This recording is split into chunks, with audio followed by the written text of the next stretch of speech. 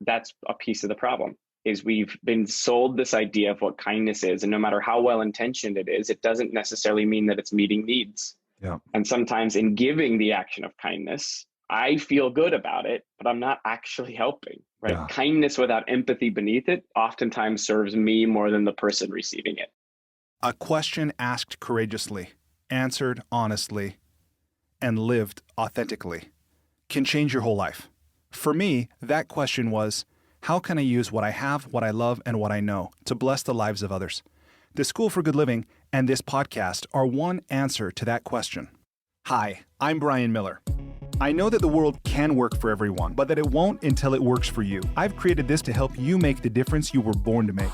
It's a series of conversations with thought leaders who are moving humanity forward. And in each episode, I explore their lives and the work they do. I also ask them to break down how they've gotten their books written, published, and read. This podcast is all about exploring the magic and mystery, and sometimes the misery, of the creative process. So if you have a mission, a message, and the motivation to share it, this podcast is for you. Welcome to the School for Good Living. Hello. Do you want to be a more kind and loving person naturally, without even trying? If you said yes, I think you will be particularly interested to listen to this interview with today's guest, Houston Kraft. He is author of Deep Kindness, a revolutionary guide for the way we think, talk, and act in kindness. Houston has spent the last 10 years visiting more than 600 schools and events around the world to talk about things like empathy, compassion, connection, kindness, mindfulness, and resilience. He's worked with more than 2,000 schools across 46 states and 9 different countries, and his work has reached more than 1 million students.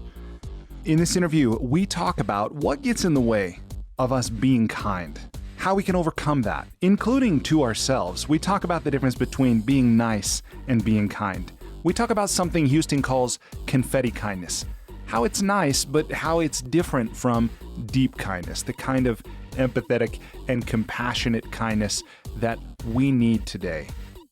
Houston is a founder of something called CharacterStrong. CharacterStrong teaches skills and philosophies of leadership through the lens of compassion and character. And currently, CharacterStrong's work focuses on pre-K to 5th grade, working in preschools and elementary schools to integrate conversations around kindness, courage, gratitude, and more into the fabric of what they do. You can learn more about Houston at houstonkraft.com, that's Kraft, K-R-A-F-T, or at deepkindness.com, and you can follow Houston on Instagram at HoustonKraft. So, as challenging as things might seem or can be, I'm glad to know that there are people like Houston in the world who have devoted their life to living and teaching a message that's so important. I hope you enjoy this conversation with my new friend, Houston Kraft. Houston, welcome to the School for Good Living. Thank you. I didn't know I walked in the doors, but I'm here now. You are here. You have arrived. Yeah. Houston, will you tell me, please, what is life about? Let's start it with the low grade questions and we'll move up from there. I think life is about identifying where your greatest gifts meet the world's greatest needs and figuring out how to do that really well. I like that. I understand that part of the work you do involves being, and I might have this wrong, a professional hugger. Is this the case? And is this where maybe one of your greatest gifts meets one of the world's greatest needs? Oh, that's a good question. I've never framed my professional hugging through the lens of deep global need, but I think you're right. I think what hugging is and does for me, I've realized actually just over the past probably 2 years that physical touch is maybe more of a love language for me than I realized. And that sensation of holding and being held. I look around the world right now and it's so fascinating to watch, right? In the absence of that, sort of like the restrictive absence of that, perhaps the greater realization that we're going to miss this thing for a little while. So my professional hugging has taken a pause, but I'm trying to do it from a distance. I've come up with some creative, back to back, facing each other, some points of contact that are COVID friendly. It's been a challenge though. It's put me out of the hugging work for a little while. Understandably so. In fact, I saw a story online a while back that was a man who'd made some kind of a hug coat out of a shower curtain so he could hug his mother safely. I was like, that gives us a sense of how important this is, the human connection and the physical contact and that kind of thing. Yeah, he'll be my mentor in the professional hugging game. Yeah, we could both learn from him. I've only seen my mom in person a few times since this pandemic started, but let me ask you a bit about your the book that is about to release. By the time people hear this, almost certainly it will be out. So your book, Deep Kindness, a revolutionary guide for the way we think, talk, and act in kindness. This is not something you just woke up and scribbled one day. I know that. I know you've been around the world, or at least around North America, to more than 600 schools delivering this message of deep kindness. And you say in this book, the way you phrase this really made me think a little bit. You say that a kinder world is an urgent priority. That might be self-evident, or we'd all have our own take on that. But why do you say that?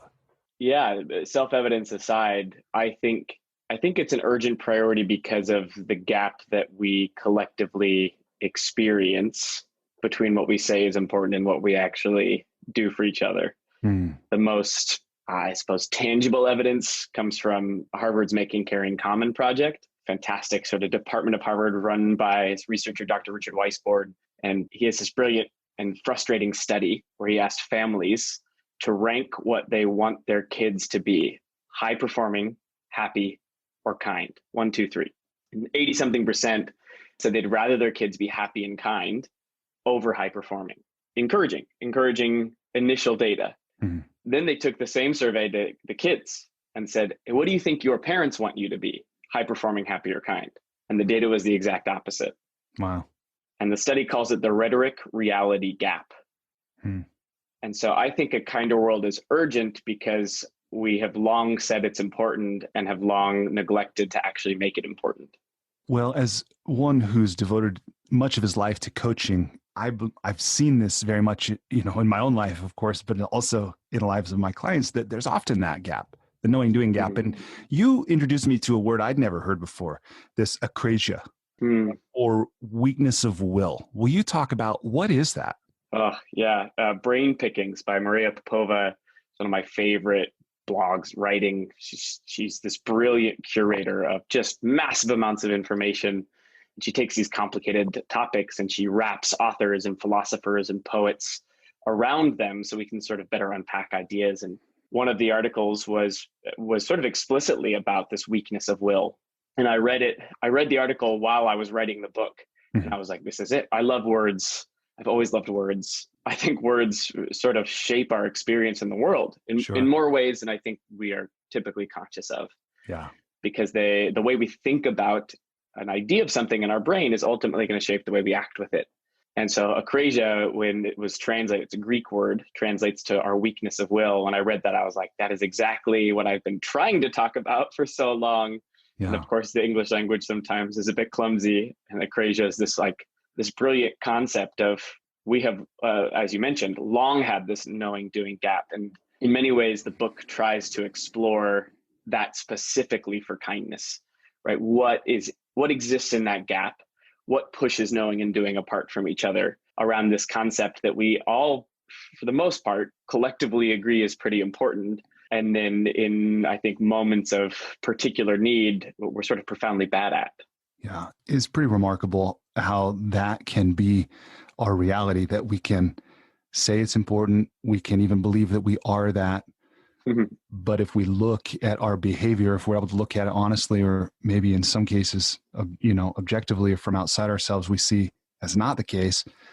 But part of it, I also like that you've given some new language, at least to me, about how to think about kindness, how to describe it. That's one thing I want to ask you about. How do you define kindness? How do you think about this? And I noticed, by the way, as I go to set this up, that in the book, you capitalize the word. So clearly it has a significance for you, but will you just tell us, what are we even talking about as we embark on this conversation about kindness and being more kind? Yeah, I always resist the temptation to wrap it into a tight bow, because the intention of the book in many ways is to spend 200 pages defining it, because I think in some ways that's the definition it deserves. Yeah. And to reduce it in many ways is what we've collectively experienced. It's part of the problem, is my pitch. And having worked in lots of schools, I see all the whole spectrum of motivational posters I have borne witness to, right? Everything from the clever to the cliche to the like hand painted on walls to the pre-packaged printed posters that just say success or whatever. Yeah.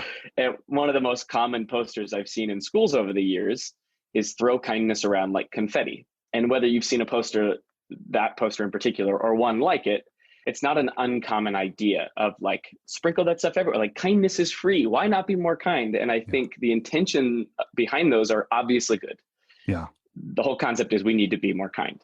The damaging part is that when we talk about kindness, like it is as simple or as easy as throwing confetti, we simplify, or in the book, I use the word fluffify, this really critical, profound concept in our brain down to something that is light, fluffy, free, accessible.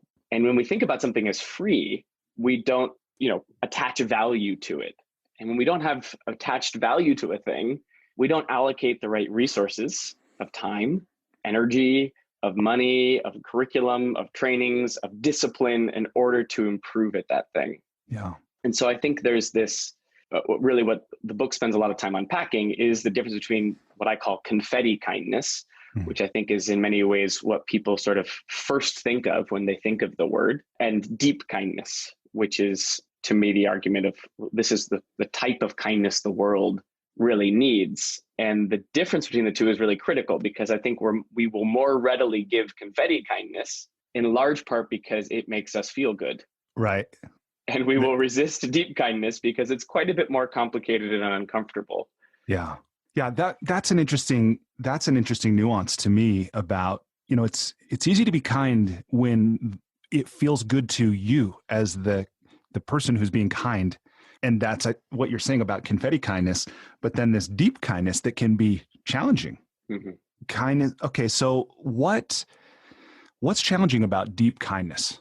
Like, and yeah, I don't want to get too far ahead of myself, but I'm really interested in, what is deep kindness? So let's stay on that a little bit. Like, how can we do it? What's challenging about it? Talk to me about that. Yeah. But if I were to attach a couple of adjectives early on to deep kindness, I would attach intentional. I would attach disciplined. I would attach empathetic, and I would attach sacrificial to the concept of deep kindness. And in many ways, I would also attach courage. And the book tries to unpack how deep kindness is the byproduct of a lot of those things, sometimes on their own and sometimes coming together in concert. So I think that I like to think about what things are by thinking about what they're not, right? Contrast helps me understand the world. And one of my favorite insights into the idea of kindness came when I was speaking at a high school in Texas.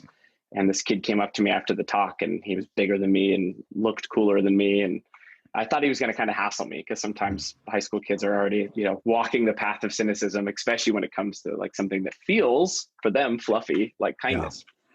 Partially because the world and their school has projected on them, you got to do this thing. We have a kindness week. And kids have that innate sense of, you're forcing me to do this thing that is actually phonifying something that I think is actually more precious.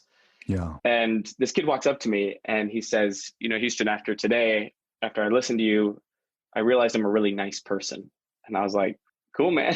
Good. I guess that's the point. He goes, no, I realize that I'm nice, but I don't think I'm very kind. And I said, what's the difference? And he says, well, nice is easy. Everyone at my school, I think, would say that they're kind. He goes, but I think they're actually nice. Nice is just a reaction. If I'm nice to you, you'll be nice back to me. If I like you, I'll be nice to you. If I agree with you, I'll be nice to you. If you drop your stuff, I'll go and help you. He goes, but kindness, I think, is different. The way you talked about it today, it made me realize that if niceness is like reactive, kindness is proactive. Right? Kindness requires something of me. It requires me to make time for this practice. It requires me to go out of my way to seek opportunities to serve, to endeavor to serve, in your words, which I love so much. And it requires me he had this really profound statement. He goes, why do we have to wait for bad stuff to happen until we practice making people feel good? Wow. And then this senior boy at a high school in Texas, he's crying. I don't think he meant to cry in front of me, but he starts to cry and he goes, I realize that kindness requires a lot of work. And I think I have a lot of work to do. And I was like, Yeah, man, me too. I'm in the Wow. same boat. So I think, in the to take an initial pass at what deep kindness is, it is not niceness, which I think is what people claim to be when they claim that I'm a kind person, right? This Yeah. sort of sense that I've already arrived. Mhm. I think what they're typically saying is I'm a nice person. Yeah. I will do it when it's comfortable, when it's convenient, and sometimes when it serves me. And I think that probably the most profound example in the book to me of that distinction is a story that I uncovered in thinking about and researching empathy. And it was on the far side of the Sandy Hook shooting. People from all over the world wanted to do something kind, right? Here's this moment of pain. People come around that like, oh, I'm supposed to be kind here. And so people from all over the world sent teddy bears, stuffed animals to Newtown, Connecticut as an act of kindness. So many teddy bears, in fact, that they had to rent a 20,000 square foot warehouse just to house all the inbound gifts. It was costing them money and management and bandwidth they did not have to contain this stuffed animal onslaught. And the guy that ran the candlelit vigil said that there were more stuffed animals there than there were people.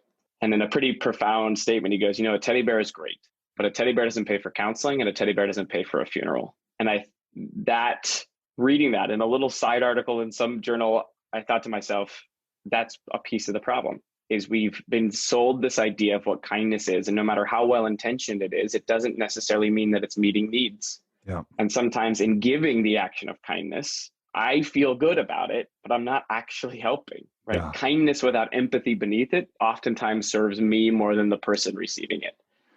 Yeah, that's an interesting nuance that I think if someone is really willing to look at, and I realize this is the kind of inquiry that in some ways is it occurs for me as one of privilege, right? I mean, if we're looking for where our next meal's coming from or how we're going to make rent really, or heaven forbid, if we're in a conflict zone or caring for, a sick child, these are not necessarily the kinds of questions we're asking. We're just trying to get by.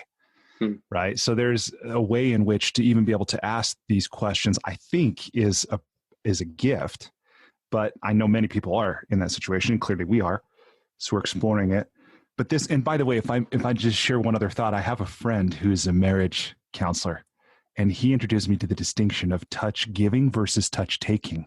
And he talks about the example of, if one partner in a marriage is over at the sink doing dishes and the other comes up behind, him or her while, he's got his hands in the sink, totally vulnerable, and just starts, basically groping. This is not touching for the recipient's benefit. This is touch taking. Yeah. Right? But then if we give a massage or we're lovingly stroking our partner, then it's touch giving. And how interesting that even in the act of physical affection, there could be touch giving or touch taking. And I'm hearing a similar thing in what you're saying about, being nice versus being kind, kindness with empathy. So anyway. Yeah, I think there's a distinction that's important around with a spirit of generosity and where it is coming from. And sure. Yeah, certainly to inquire into these ideas does come from a place of privilege. And in my experience working in lots of schools and a variety of different kinds of schools, I found that oftentimes the people who are most sort of naturally empathetic come from the most traumatic, challenging experiences. I did a workshop with student leaders one time where the goal was to write a meaningful note. And the premise was there's always more to learn about people.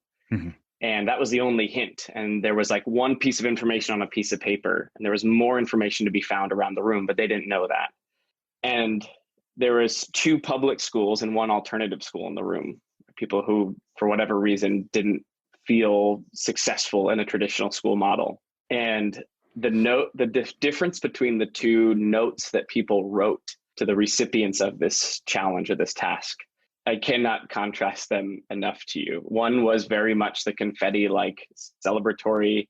And the other one was like, I'm so grateful for you as a babysitter, because I know for me, that was one of the most important people in my life, the relationship that I had with this person who showed up every day when my parent or my grandparent wasn't available. And these are high school students. And you just get this insight into, wow, maybe there are a group of us who don't have access to some of these reflection questions because of the circumstances of their life.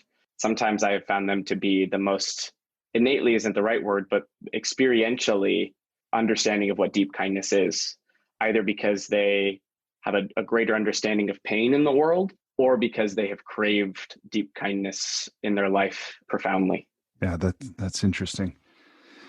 Let me ask you, what prevents us? What gets in the way of us being kind? Yeah, my favorite question, one of my favorite stories, there are questions on whether or not it is fully true, but the story holds up either way. That in the early 1900s, the Times out of London put this question out to the world. And the question was, what is wrong with the world today? And I'm sure people had strong opinions then as they would now. And they were interested, right? They wanted to get the great writers and thinkers and philosophers at the time to respond to this question. What's wrong with the world today? And they got all sorts of responses. But my favorite comes from G.K. Chesterton, who was a philosopher and theologian and writer. And he responded, "Dear sirs, I am. Sincerely, G.K. Chesterton." It's a power move. I love that response. Yeah. Just radical ownership over what's wrong with the world. And I remember the first time I was introduced to that idea, it was just sort of that humbling recognition of that I am typically the number one thing most in my way of doing the things that I most want to do, especially as it relates to something like kindness. Yeah. And so I unpack that question of what gets in my way when I think about all the opportunities I've had in my life to practice what I'm trying to talk about with deep kindness. I heard on a podcast one time, wise people take their own advice. I was like, oh, that hurts. As a speaker and a presenter, I'm like, yeah, I have a hard time living into the things that I know are important. Well, and I do think it's true. I do think it's true that we teach what we need to learn. Oh, absolutely. Right. Yeah. And then I've read that there was a sign at Esalen for years that said that, but then right next to it was one that also reads, "And we are our own worst students." Oh yeah, complicated classroom we are in and of ourselves. And true. And that's why I think the self-inquiry into what gets in my way, what is preventative for me, people ask that sort of the spirit of that question in a lot of different disciplines in our life. The book revolves around asking that question around kindness and compassion. And I say there are three primary things, at least for myself: incompetence, insecurity, and inconvenience. The first one, of course, is just if I don't know how to do certain things, then I'm less likely to do the main thing I want to do, right? If I don't have the skills that live beneath an action, then sometimes that action gets harder. The example I allude to in the book is I live near a Gold's Gym here in Venice Beach. This one is literally the mecca of bodybuilding. Arnold Schwarzenegger, like literal Terminator, works out at this gym. Wow. And I have been in this space before, just absolutely humbled and terrified as I walk around. There's like hundreds of machines. 98% of them I don't know how to use. And I do know how to use the pull-up bar, and I do know how to use a bench press. Like those are the two things I'm familiar with.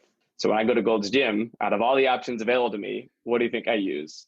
Pull-up bar and bench press. Yeah, the two that are most familiar. Yep. And so I think the same thing's true with kindness. If I only know one version of it, and if I only have the tools in my toolbox to present one version of it, then I'm going to continue to walk that path until something else is introduced. Yeah. And by the way, if I may just jump in, I realize you might get to this, but I love your view. People do good when they can. Do I have that right? Yeah.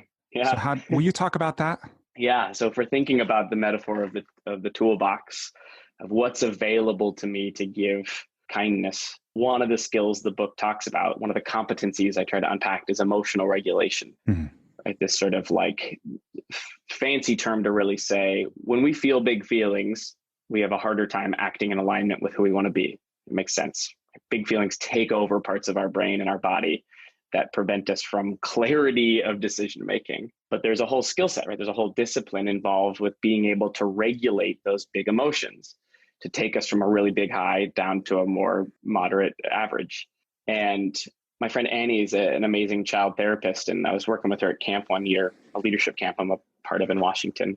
And she told me to read this book by Dr. Ross Greene. And his big line in the book is, kids do well when they can. And he's also a child psychologist, and he talks about how children want to impress, want to be cared for by adults. It's like an innate programming. And so we tend to project onto them when they're not, quote unquote, behaving the way we want them to, that it is somehow their fault, or it is motivated by they're being manipulative in some way. And his whole premise is, kids want adult respect, want adult love.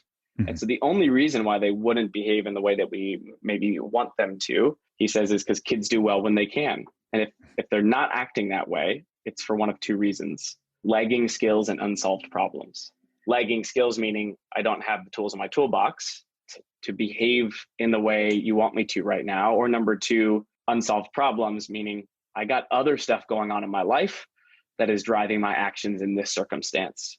And the edit that I make to Dr. Ross Greene's quote is just people do well when they can, not just kids, because I don't think there is a formal age where all of a sudden we get those tools or that our problems suddenly go solved. And the chapter talks about the practice of emotional regulation, because when I'm feeling angry, which is a healthy emotion in many ways, but if I don't know how to manage that emotion, anger can become violence, anger can become silence, right? I can retreat or I can attack, and I can do all sorts of things that may not be the sort of kindness that I want to live into. Yeah, it can be self-destructive. Yeah, absolutely. Not kind towards myself. Right. But if I have some tools, I've been taught some of those things or given space or time or room to practice those things in my life, I can take an angry moment and I can channel it towards, passionate advocacy. I can take, which right now, I feel angry just about every day. And I want to channel that into something healthy as opposed to just rage quitting the world, Yeah. Well, and what you're talking about here, a lot of us, I think all of us want to be more loving. I know all of us want to be loved. We want to have that. And it means, of course, different things to different people or different parts of what it means to be loved or missing from our emotional diet, I think. But anyway, I kind of digress. Where I'm trying to go with this is that when we're working to become better versions of ourselves, more compassionate, more patient, more kind, loving, understanding, tolerant, these kinds of things, I think there's a way in which that can exist for us as a vague desire, but we don't know how, right? Like we'll want it, but as a practical matter, what do you do differently when you get out of bed in the morning, right?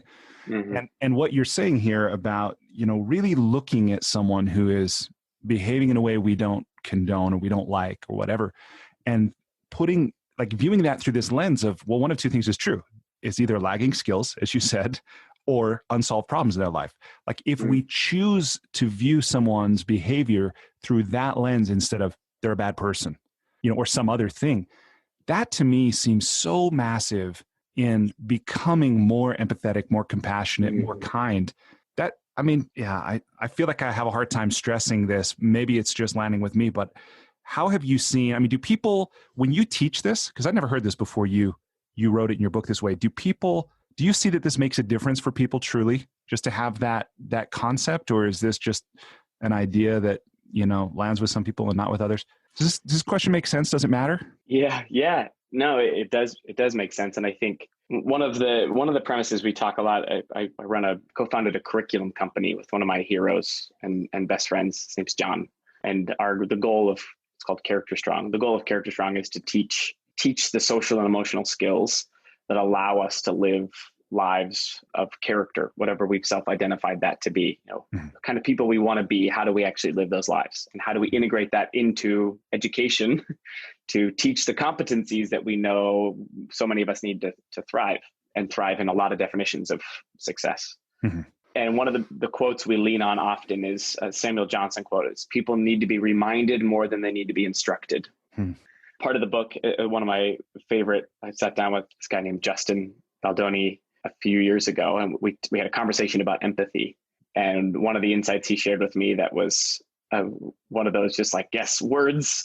He said that human in Arabic translates roughly to forget, which I love that premise, that we are perhaps born with everything that we need, and culture and a lot of the outside inputs force us to forget some truths that we already know. So I think there's power in a long way to answer your short question. There is power in statements as simple as people do well when they can. Or one of the quotes we use often at CharacterStrong is, there is a reason for every behavior. One of my favorite quotes that I've tried to hunt down where it comes from, but haven't found the source yet, is, everything we do in life either says, I love you, or please love me. And I think simple thoughts like that remind us of something that we probably already knew, But because of the circumstances of the world, we get frustrated, we get overwhelmed, we get cynical, we get skeptical of people. And I think sometimes those simple frameworks for us to understand, okay, perhaps this person is missing this skill, or perhaps this person has an unsolved problem. It just gives me one more layer of defense to remember something that I already know, which is that I want to be loved. Everything I do says, I love you, or please love me. And the same is true for this person across from me. If I can hold people, on the far side of that sort of perspective, it gives me one more filter of grace to interact with in the world. And so, yeah, it shapes the way I look at people. It definitely it's one of those head nod moments for educators when we're talking about students. And I think it just helps remind us of something already known. Yeah. No, I think that's so beautiful. And it reminds me, I believe it was attributed to Plato, and there's even a word for it in Greek that I'm forgetting, amniocesis or something. But I believe he said that all learning is really just remembering.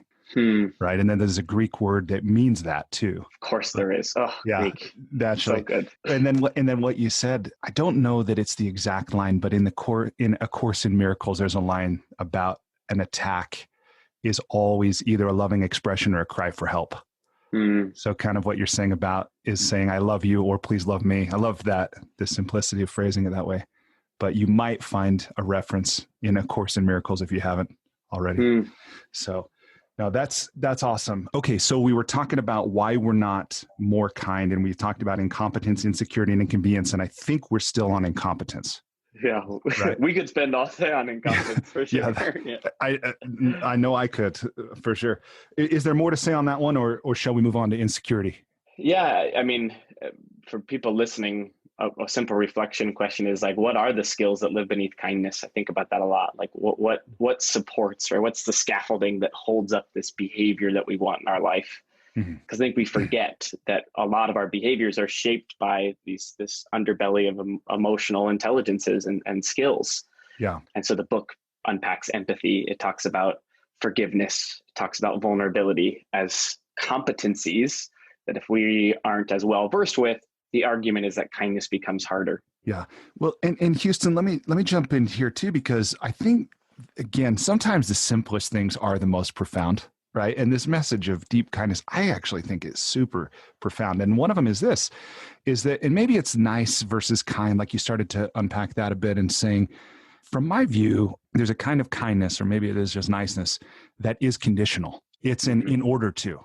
I'll do this if. But then what I'm seeing and what you're saying about deep kindness is it's unconditional. Is I'm willing to extend this. I'm willing to be this. And I love your phrase, by the way, of a to-be list. I'd never heard that before, but maybe you could talk for a moment about what is a to-be list, and then do you see, like, what's the quality of unconditionality that's associated with deep kindness? Yeah, so perhaps the most important story to me in the book is about my mom, who I just got to see for the first time since February. I'm an only child, and the book will share stories of how my mom navigated stage 4 colon cancer and the journey she had around that. And I won't ruin too much of it, but there was a nurse who, out of all the people I interacted with in my visits with my mom to the hospital, I only remember one of them. And I think about this idea that all the nurses my mom had, you did their job correctly, even competently. They had the same to-do lists: manage IV lines, administer medication, report to the doctor, right? The same set of job descriptions. And it's fascinating to me now, 4 years later, I think about this idea: we can do everything that we're responsible for and still not be memorable at our job. Why is that? We can do everything on our to-do list and feel accomplished and still not be sort of wonderful at our work. And so I talk about this nurse and how she was very competent. It's important, of course, especially the medical field. But alongside her to-do list, I think she had a to-be list. And I think she prioritized that to-be list, the who I want to be list, with as much clarity and passion and discipline as she did everything on the to-do list. And I think it's one of the things that we have a hard time with. We talked about it a little bit earlier. You alluded to it in the conversation around love. We all want to be loving. We all want to be loved. We all want more kindness or generosity or patience. Some of us would even say, like, I am a patient person. The hard part with those words is that they tend to be abstract, sort of ethereal, values. And it's hard to know what it looks like, especially over time, to put those into meaningful practice. And so I think we get caught up in the productivity of our to-do list because it's really check-offable, super concrete, right? We know how to get to inbox zero or coordinate our schedules or finish this project within a certain timeline. We know how to check things off. And in fact, I think our culture has bred us to think that checking things off is what makes us valuable. That transactional accomplishment, that sense of achievement is what is most worthwhile. And so we love checking things off. We will write down things we've already done just to check them off. Yes, I've done that. Yeah, I think everyone in the world has. Yeah. Because sometimes we just need to know, are we okay? Like, are we moving forward? Yeah. And so one of the practices that I would challenge people to is like, what if above our to-do list, we wrote out a to-be list and we made it concrete? Let's say the 2 words I want to be are kind and grateful today. This could change on a day-to-day basis, or you can keep it persistent. And if that is true, then what actions am I going to bring forward that I can check off? Not that they have to be check-offable to necessarily embody that thing, but how can I begin to create a discipline around pursuing these abstract things I say are important? So maybe on my to-be list today is to send a message to someone in my life around something that I'm reminded of when I look at. Right? So it's one of my favorite messages to send. I just heard this song today. It reminds me of you. It's also one of my favorite messages to receive. That's one of the habits I've built into my life is I try to send at least one, this reminds me of you message a day. Grateful. I want to be grateful. Okay. What does that actually practically mean? It means that between 9:30 and 10, when I have my next break today, I'm going to take a 10-minute walk and identify 5 things that I'm grateful for that exist within 10 minutes of my home. We actually do this organizationally at CharacterStrong. Every day we put out our work goals and we have to-do items and to-be items. And we want to be conscious about holding both of those things with equal value, because what we give our time to is what we value. One of the most frustrating articles I've ever read is Wall Street Journal is, "Are you as busy as you think?" And it said, what if we were never again allowed to use the excuse, "I don't have time"? What if we had to say, "This is not my priority"? Pretty important distinction. Because as soon as I say kindness is not my priority, it changes the way I think about how I value that thing in my life. So all that to say, the practice of deep kindness to me is partially a disciplined pursuit to make time over time for something that I say is important. And as my friend Dexter Davis beautifully says, we are not human beings, we are human becomings, which means anything that we want to be must become a part of our practice, must become a part of our rituals, our routines, our habits. To hold that alongside the other question you had around unconditionality, part of that comes from a sense of discipline, right? I am going to do this thing regardless of circumstance is what discipline begs of us, whether or not I feel like it, whether or not it's comfortable. The disciplined pursuit to improve at something would tell us the only way we get better at it actually is to do it in discomfort, is to do it in inconvenience. Yeah. And to echo or double tap the implication that to do kindness only conditionally, I would argue, is absolutely an act of niceness. A practice of convenience typically only serves me. It's something I do when I feel good to make me feel good, as opposed to the honest, disciplined pursuit of a more loving and generous world. Yeah. Again, I think these are really deep. Ultimately, they're very deep and personal questions that we get to ask if we choose to. No one's going to force us to. And we've touched on, with that unconditionality, some of perhaps inconvenience. Is there anything more that you would add to this conversation about what prevents us from being kind when it comes to these things of incompetence, insecurity, inconvenience? Anything else come up, or do you feel like we've covered that pretty well? Yeah, well, the book covers it better. For sure. Yeah. Although I like the messy mind map that conversations allow us to explore. The one we didn't share a lot about that maybe I'd offer a short story on, and a story that's not in the book, but related to the book, is the concept of insecurity, which is a reframing of fear. And I talk about fear, insecurities as just lies that we've told ourselves long enough that we've started to believe that they're true. And I think those lies are just, you think about how much data we receive on any given day gigabytes and gigabytes of inbound data and words and images and videos. And the reality is our brain is not caught up. Its capacity is not there to sift through that data effectively. And I think it's an important pausing question to say, is all that data coming into me, is it true? Is it all true? Is it all true for me? And is it all good for me? Is it all worthwhile to me? And the certain answer to that is no, but I don't have the time or capacity to sift through it all effectively, which means some things are going to get into my consciousness that aren't true, but I'm going to over time believe that it's true. Mm-hmm. To me, that is like the fear of embarrassment or rejection or failure are just simply these things that culture has told us is going to hurt you, whether that is an external thing or our primal desire to survive. We will operate so often unconsciously with these fears that control a lot of our life. And I don't think people always draw the line between the fear of failure and kindness, the fear of embarrassment and kindness. Yeah. How shame prevents us from a connection. The story I would offer that I think is one of the most clear versions, at least for me, of this fear of failure preventing me from kindness was just a little over a year ago. My grandfather, called Papa, was diagnosed with stage 4 pancreatic cancer. And I had one of those sort of bizarre experiences where you know that the interaction you're having with this person is the last one you're going to have. Those are tough because it puts a sense of pressure on that interaction to be, I don't know, the most meaningful interaction you've had or will have. And I wanted to say all of the things to honor and celebrate and tell him how I loved him and why, but we ended up talking about motorcycles. And I gave him sort of a fragile hug and I walked away thinking to myself, well, I'll write him something. I'll film a video. And I've spent a decade speaking publicly about kindness and compassion and love. And so I have this sense of myself that I'm supposed to be the person who is most equipped to say the perfect thing in the most painful moment. And I was like, well, this isn't right. And I was so scared that I wasn't going to do my grandfather justice, and that as a speaker, it needs to be really good, right? There's a sense of perfection required from someone who's practiced it a lot. Yeah, you're an orator.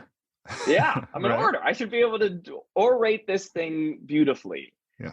And finally, 3 weeks later, I hiked this beautiful hike. I was on top of this mountain. I meditated. I filmed this video and I sent it to him. And by the time I got down to the bottom, I had service enough to talk to my mom. And in talking to my mom, my grandfather had just gone into a coma and he didn't see the video. So my fear of failing my grandfather in this act of what I consider critical kindness caused me to not act at all, or not act in time to do the thing that I wanted to do. And that story for me is just the reminder that kindness is almost always an act of courage. Deep kindness requires a sense of courage to recognize the insecurities that are preventing me from living a life in love. Thank you for sharing that story. Sorry to hear that message didn't get delivered, but in some ways I suspect he got it. You know? I like to hold that suspicion, and I wish I could have given it in person. I wanted to give it in person. Let me turn our discussion I want to talk a little bit about CharacterStrong. As you've touched on it, you talked about the work you're doing with schools, teaching things that are not normally part of the curriculum. Why? Why does this matter to you? Maybe you start by telling us a little bit more about CharacterStrong and then tell us why. Yeah. I better be able to answer that question. Yeah, I spoke in schools for many years. That was actually the first, out of college, in college. I took a year off. I was working in schools.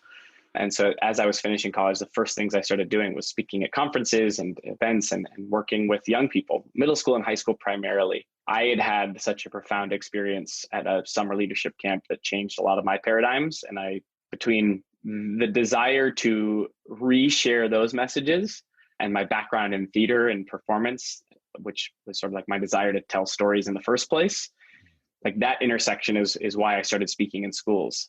And it was awesome. I did a lot of it. I spoke in 600 schools all over the place. I spent a lot of time on airplanes and rental cars and at Hampton Inns delivering a message that was important to me. And at some point you realize the limits of sort of individual bandwidth and individual storytelling to make the sort of, for me personally, the systemic impact that I crave, I suppose. And as I sort of matured in my message, I realized that I wanted this to be less about me delivering the message and more about empowering educators to serve in a way that I believe many of them want to, right? To be more relational, to be more compassionate, empathetic, to teach the skills of being human beyond whatever the core curriculum they're supposed to quote unquote teach. And so in 2016, I approached this guy named John, who I saw speak at that leadership camp. He was the speaker, keynote speaker and counselor. And everyone just like looked at John like this guy is the embodiment of inspiration. And I'd exchanged some emails with him over the years. And then when it was time for me to start speaking in schools, he was the first person to ever hire me to speak at his high school. So I did a Dr. Martin Luther King Jr. assembly at Sumner High School back in 2009. And I remember him asking, like, do you want to come do this? I was like, yeah. He's like, cool, I'll pay you. I was like, what? I can do this? Wow. So he still holds the credit for the very first of 600. And fast forward to 2016, I approached him. I said, hey, you've done amazing work in your high school, building a culture that people literally were trying to replicate around the state. And then he moved to the district level where he was working with systems, right? Thinking about how do we pre-K through 12th grade, how do we build in these social emotional skills, these leadership skills? I said, you've been working at the school level, at the district level. I've been wandering the country telling stories on a national level. I think we could do this together, right? I think that there's a way to take what you've done here and to scale it to give more people these tools. So we started in 2016. And I suppose at this point, less than 4 years later, we're working with about 2,500 schools. We work in all 50 states and 9 countries. And we're sprinting. We're sprinting to try to meet a need that's always been there, but a need that has been deepened and more revealed by the circumstances of the world, whether that's the pandemic or whether that's what's going on in the conversations around racial justice and social justice. Social emotional learning as a category has blown up. And I feel really proud and confident that we are leaders in that space to do that work really well in schools and to offer teachers tools to respond to the current realities of the world and to teach the sort of things that I think are actually critical to navigate these times successfully. Yeah, that's great. I'm really glad to know that you're doing that work. And I wish I'd had that. I don't know that I would have had a listening for it when I was a teenager. I was one of those at an alternative school. Yeah. High school is not my gig, but yeah, I think it might have made a difference for me. Well, thanks for sharing that. The last thing that I want to ask you about, and then if there's anything else you want to touch on, we certainly can before we transition to the next part of the interview, but I want to ask you about being kind to ourselves. Yeah. Will you talk about, I know, again, as a coach, so many people beat themselves up, they put themselves down, they feel inadequate or unprepared or whatever. And you talk about just even making a 1% shift in kindness generally, not just for ourselves, but that being a huge idea. But maybe you could talk about those two things. Why is even a 1% shift matter? And also, how can we be more kind to ourselves? I admittedly feel like I don't give this topic enough coverage. Yeah, you put it near the back of the book. I know. And I think it speaks to the privilege I've had of being surrounded circumstantially and through fortune by mentors and role models and family that have proved pretty relentlessly supportive. Which, by the way, just to dig a little on that, you share in the book about the notes that your mom included in your lunch for a little while during your high school career. Will you share about that? Yeah, K through 12, every day of my life, my mom wrote a lunch note on a Post-it. Words of affirmation and love and support. I know it's pretty fortunate. And that is amazing. Yeah. And I talk about how the consistency of small moments is what makes that action deep kindness to me, right? Yeah. Maybe what some might say is fluffy, just a little Post-it note, but the relentlessness of it is what sort of adds up to really one of the most profound acts of love I've ever experienced. Yeah, that's incredible. The barrage of kindness. Barrage. Right? And it didn't end when you went to college. It changed form, right? But it didn't end. Then it was a phone call. We talk every day, probably. Yeah. She actually just called while we were talking. That is amazing. Shut it down, Mom. Left me a voicemail. She just left me a voicemail. This is true. This is real. Wow. Mom. That is awesome. Which is all that to say, I have a easier time being kind to myself. Now, am I hard on myself? Do I have high standards? Do I have a version of that I'm challenged by? Absolutely. But I recognize that I don't have as clear a view on people that have a truly hard time receiving that kindness. I do talk about it through the lens of trust, which I think is one of the most important parts of the book to me. One of my favorite stories is this kid at the end of an assembly who was like, what if people don't want my kindness? Which speaks to not only him as the giver, but also the person who's receiving it. Yeah. And there's that back to that insecurity, by the way, right? As a barrier to being kind, but please continue. Absolutely. And you could tell that this kid was earnest. Like he was like, at this point in my life, I want to be kind, but I don't feel like people are receptive to it. And through the conversation, we unpacked, do people trust it? Do people trust receiving kindness from you? And his reflection was, I've done a lot of things in my life to break people's trust. And to me, the story of my experience with this kid, having lived the life that I did, it was this really humbling insight into this idea for a lot of people, kindness has actually been a precursor to pain, right? Like people have experienced kindness from someone, then all of a sudden that same person has broken that trust or broken their heart. What was maybe even offered as selflessness was actually a form of selfishness.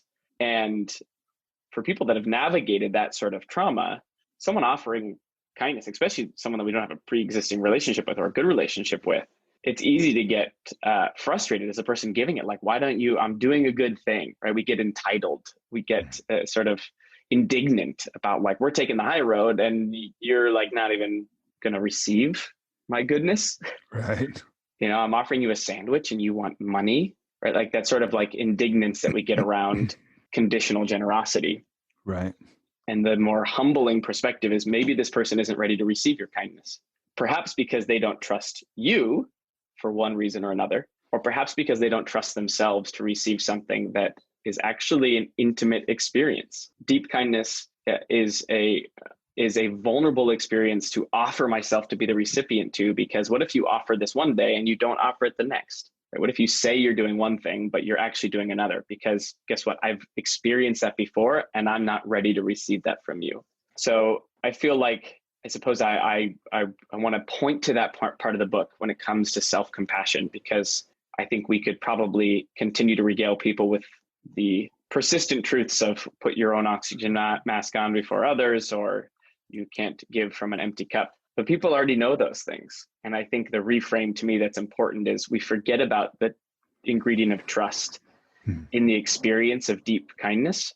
And for me, in order to recognize what does it mean to receive kindness, I offer the unpacking of what does it mean to trust that kindness coming towards me is generous, and recognize that it's okay sometimes not to receive something from someone when you feel it is disingenuous.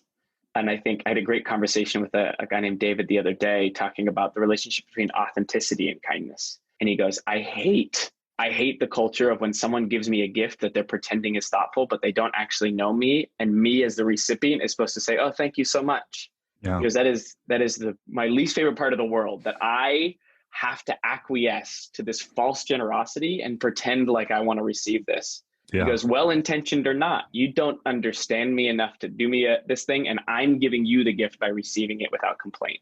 And so to give ourselves permission that we don't have to receive every action of kindness from the outside world as true, but to pay attention to those who over time have sought to earn our trust, to get clarity on those that are trying to love us authentically, and allow ourselves to listen to those who truly want what's best for us. We don't have to receive it from everyone, but to pay attention to those who want to give us it earnestly.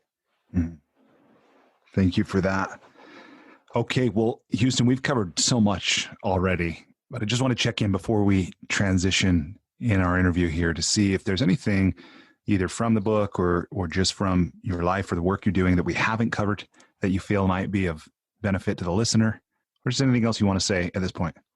No, I feel good about transitioning. And I think in the transitioning, I just want to celebrate your capacity to receive is so evident. We've never met before, but your capacity to listen, to have others feel heard is palpable, even through a Zoom meeting. And the intentionality of you So obviously having read large chunks of the book and curating this experience towards your understanding makes me feel like my time is valued. So thank you for this so far. Oh, it's my pleasure. I think we've crossed the halfway line pretty easily. We're now into the Enlightening lightning round. Are you ready? I think so. Okay. Again, this is a variety of brief questions. My aim is to ask the question and for the most part to stand aside. You're welcome to answer as long as you want, but I'll aim to keep us moving through this. So question number 1, please complete the following sentence with something other than a box of chocolates. Life is like a workout. Okay. Number 2, here I'm borrowing Peter Thiel's famous question. What important truth do very few people agree with you on? That confetti kindness does a disservice to the world. Okay. Question number 3. If you were required every day for the rest of your life to wear a t-shirt with a slogan on it or a phrase or a saying or a quote or a quip, what would the shirt say? Make kindness normal.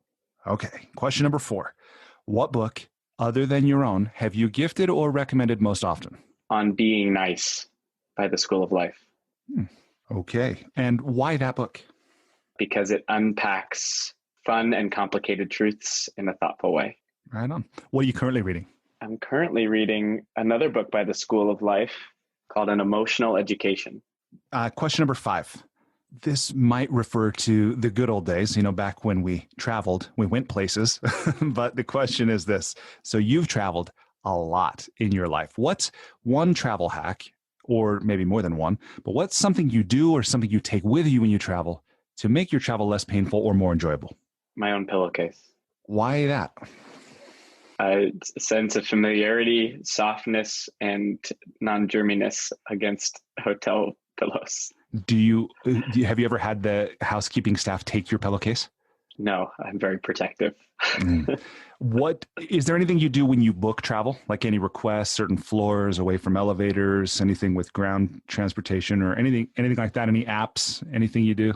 I have decided that Ubering is a better experience than rental cars, pretty much regardless of distance. Wow. Okay. Question number 6. What's one thing you've started or stopped doing in order to live or age well? Dancing in the morning. Every morning. I've missed a few days recently, but I had a really good streak going, and that's going to be a commitment right after this book is done. Awesome. That's great. Okay. Question number 7. What's one thing you wish every American knew? What got in the way of their kindness? Me too. Question number 8. What is the most important or useful thing you've ever learned about making relationships work?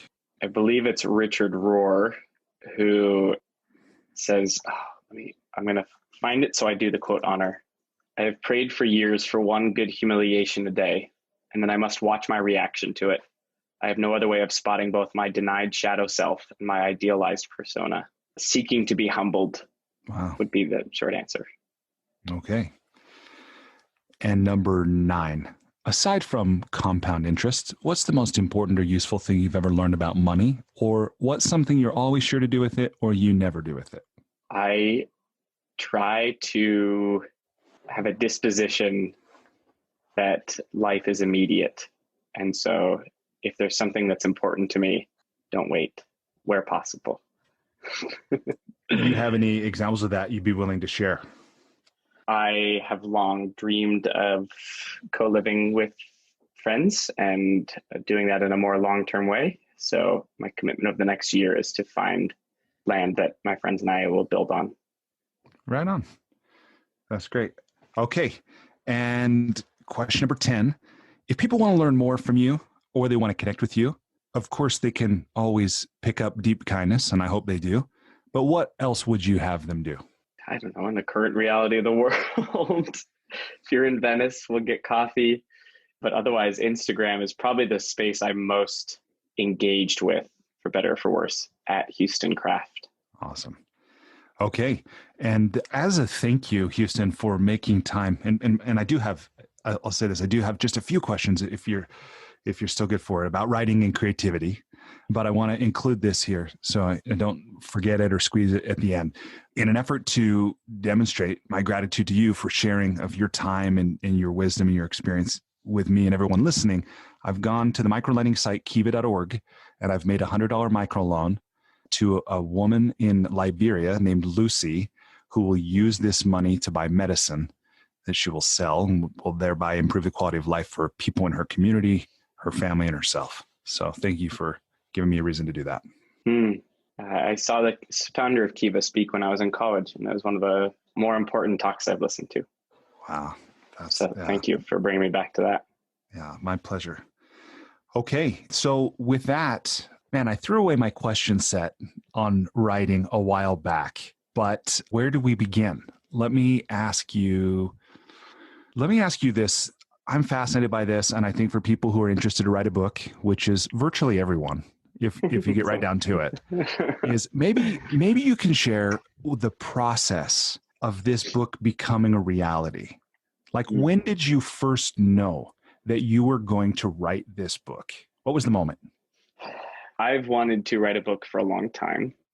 One of the pieces of wisdom from my mentor that rattled around in the back of my head for a long time was fly under the radar until you're ready to be seen. So there is a holding in balance like this.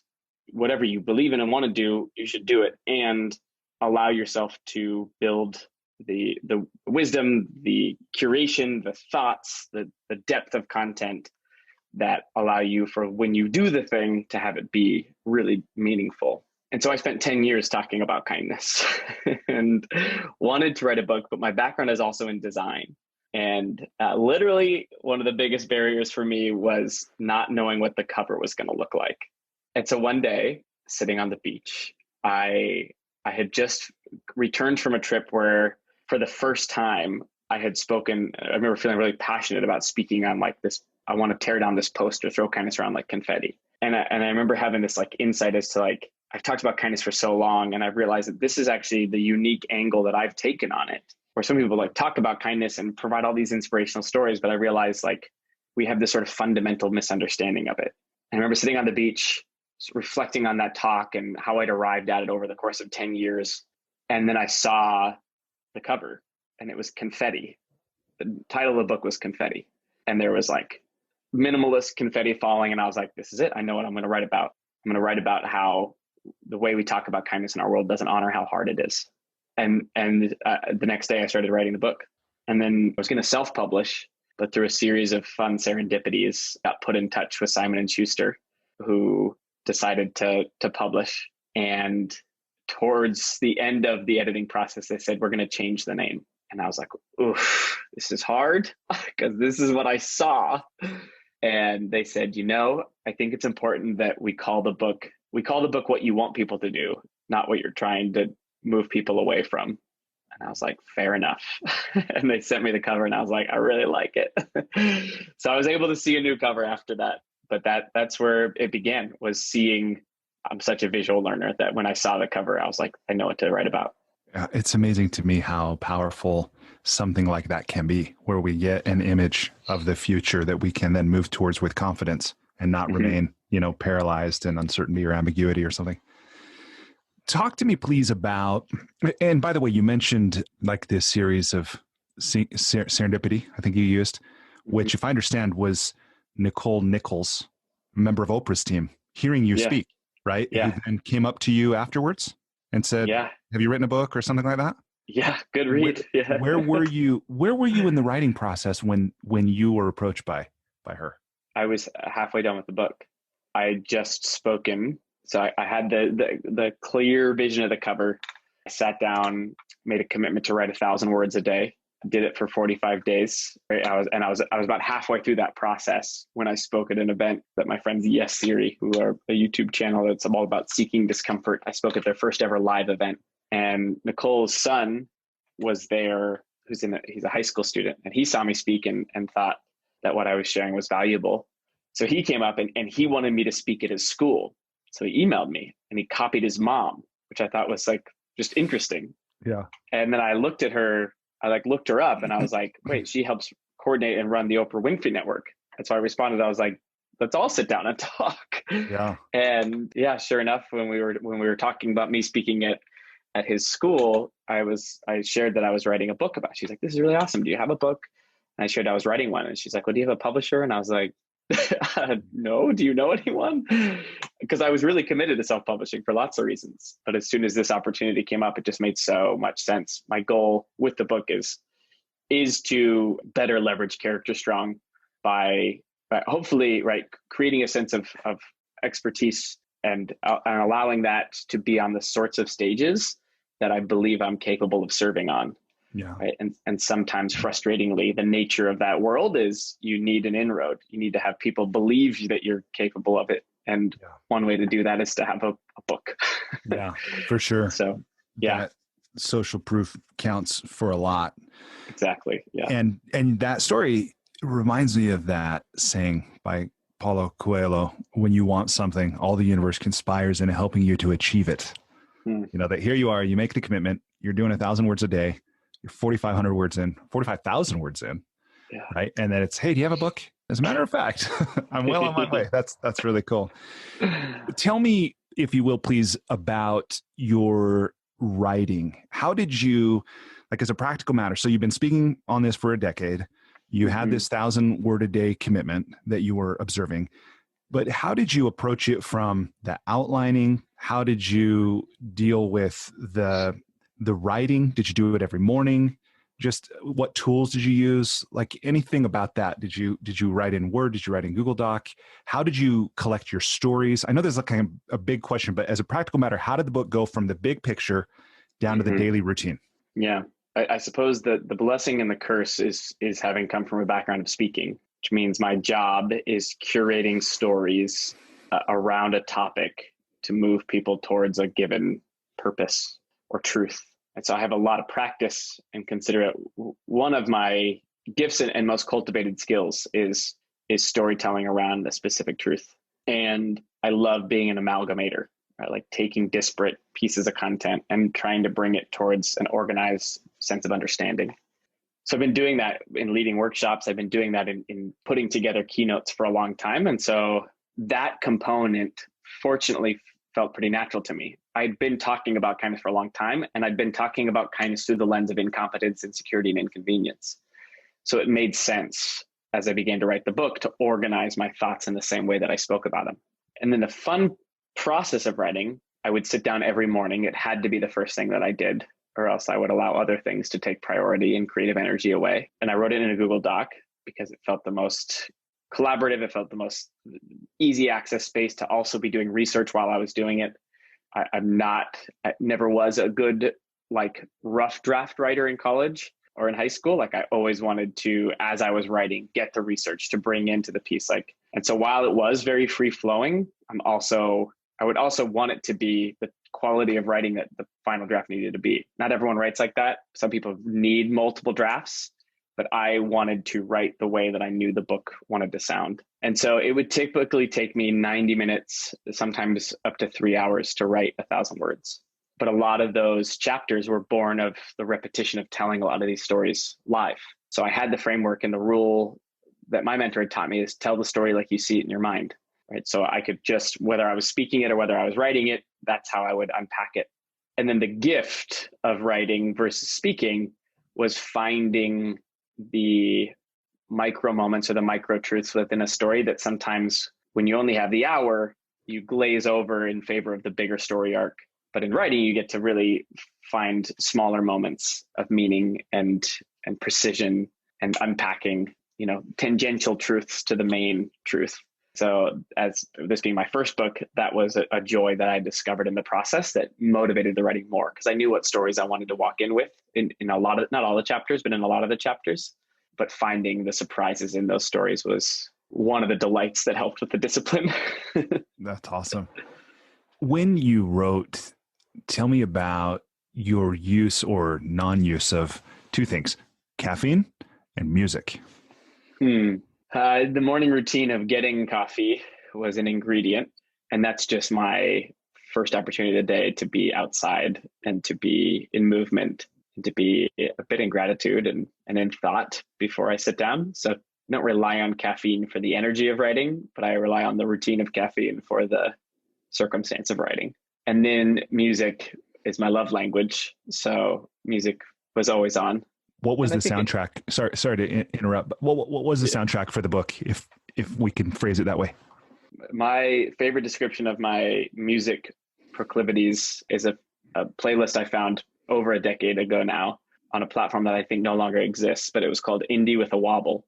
And that is how I would describe the soundtrack of the book, was like indie that has been remixed to be either like lo-fi or down tempo or have a little bit of a beat. That's my favorite genre and probably what I wrote most too. Right on.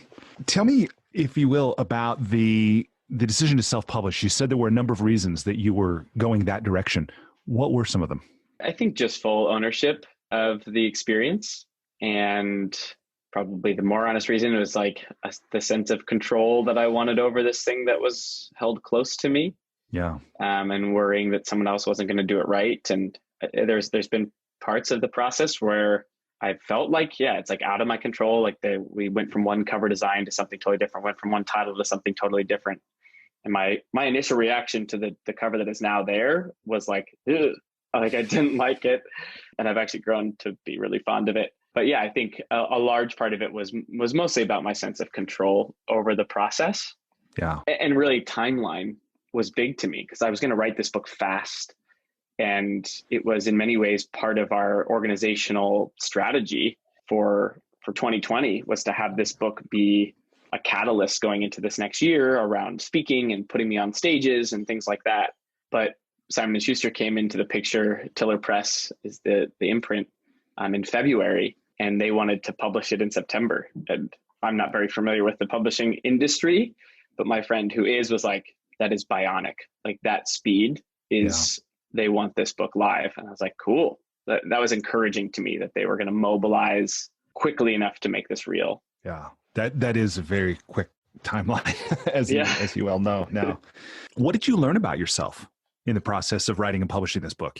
I learned that I get to see, I think arriving at confetti as a concept is the byproduct of a relentless repetition that I don't know if everyone gets to arrive at because of, I feel lucky and a little bit unique at my age to have been doing something now for over a decade, right? I'm 31. And I've had a really persistent through line of what I talk about, what I do. And a lot of my friends my age have bounced, right? For one reason or another. And so I think about what does that give to me? Well, it gives me a sense of clarity and ownership. And I think when you do something for that long, it's really been in the past year and a half where I feel a sense of expertise or like mastery. It's like a really fun and meaningful feeling to feel that like I feel like people could offer me just about any question around the concept of kindness, and I have research or experience or anecdote to draw it back to. And not only that I have a unique lens on something that is in some ways commonplace. Mm-hmm. And so one of the things I learned that I feel proud of is like I think I have a unique perspective on something that a lot of people sort of take for granted as pedestrian almost, as everyday. Yeah. And I like feeling like I know something deeply that is commonly desired, but not necessarily deeply understood. Yeah.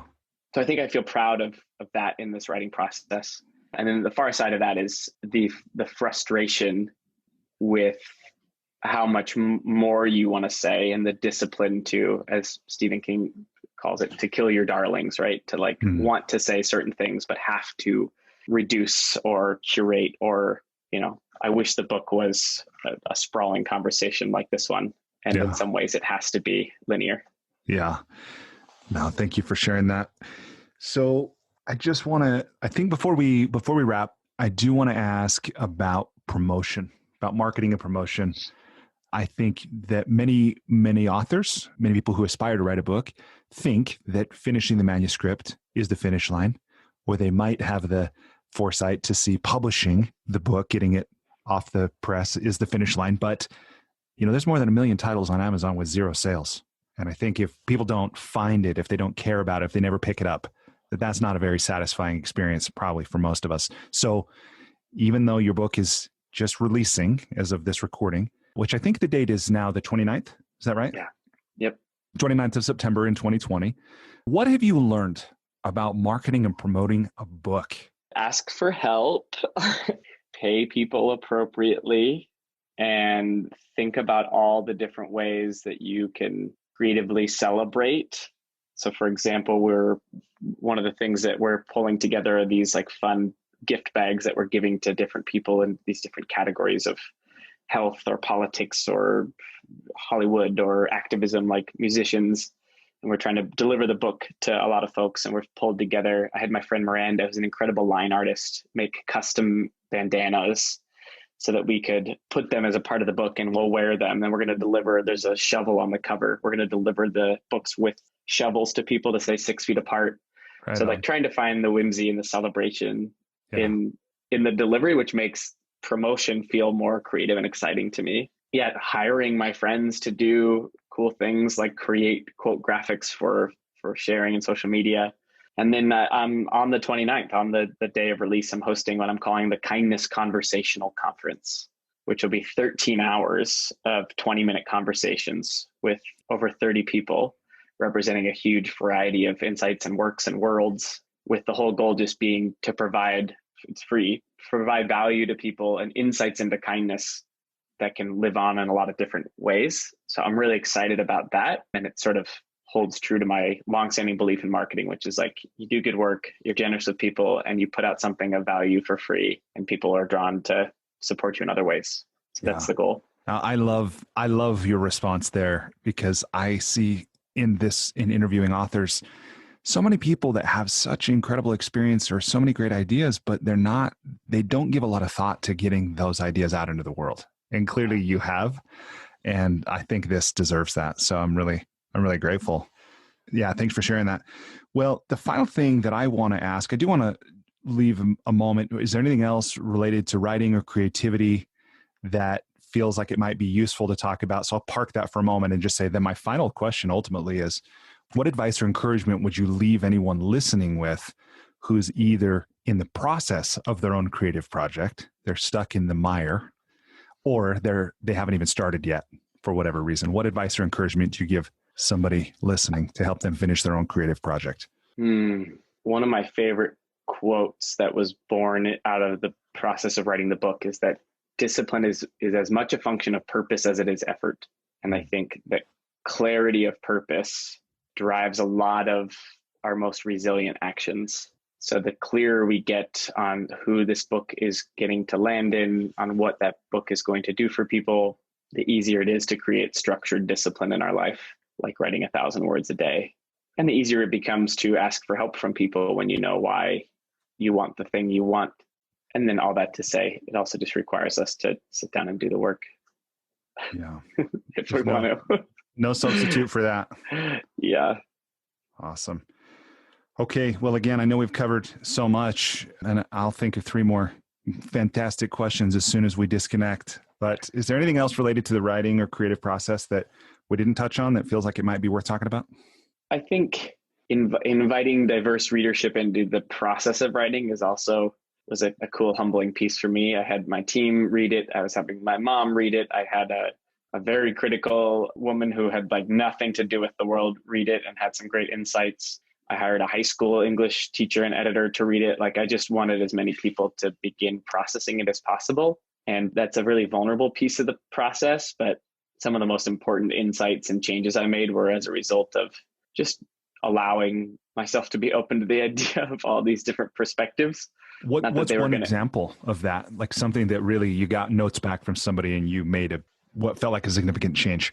There was 2 in the process. One was one of the people that read it felt like the whole book was really negative.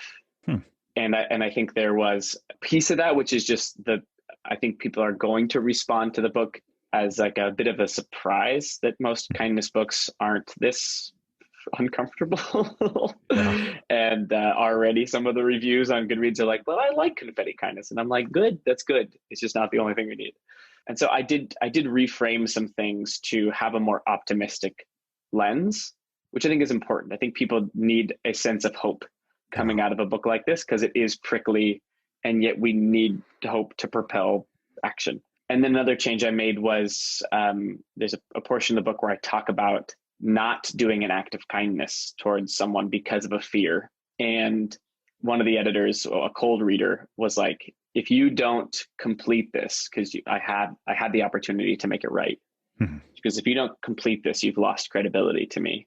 I was like, great. And the next day I basically followed through on the action that I needed to close the loop, even though it was really scary and uncomfortable to me. It's good. It was like, you're a hypocrite if you don't do this. I'm like, you're right. And thank you for the accountability. And now I'm going to go do that and then write about it. That's great.